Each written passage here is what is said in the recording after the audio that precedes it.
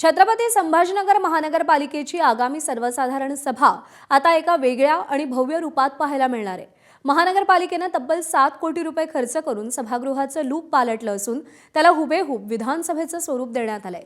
सभागृहात अत्याधुनिक AI कॅमेरे, हायटेक साऊंड सिस्टीम आणि महापौरांसाठी एक अत्यंत भव्य खुर्ची बसवण्यात आली आहे। आढावा घेतलाय आमच्या प्रतिनिधींनी, पाहूया।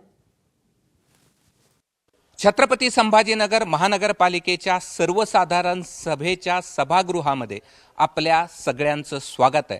तब्बल 5 कोटी रुपये या हॉल तयार करण्यासाठी महानगरपालिकेने खर्च केलेले आहेत आणि 5 कोटी रुपये खर्च करून हा अत्याधुनिक यंत्रणेसह हॉल आहे तो सुसज्ज करण्यात आलेला आहे। AI कॅमेराचा या ठिकाणी वापर करण्यात आली आहे। अत्याधुनिक साऊंड यंत्रणा या ठिकाणी आहे। सोफे असतील, इतर ज्या सुविधा आहेत त्या देखील अत्याधुनिक असल्याचं आपल्याला पाहायला मिळतं आहे।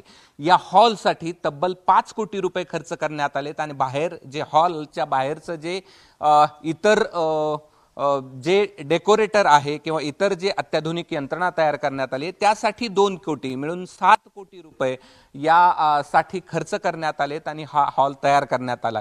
हीच खुर्ची आहे ज्या ठिकाणी महापौर आपल्याला विराजमान झालेले पाहायला मिळतील आणि याच ठिकाणी आपल्याला राजदंड देखील पाहायला मिळेल।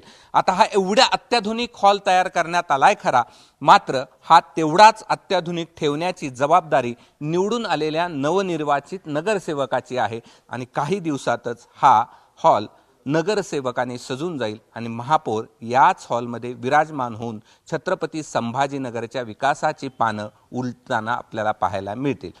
कॅमेरामन बाळासाहेब पाचवणेसह मी कृष्णा केंडे, ABP माझा, छत्रपती संभाजीनगर। ABP माझा, उघडा डोळे बघा नीट।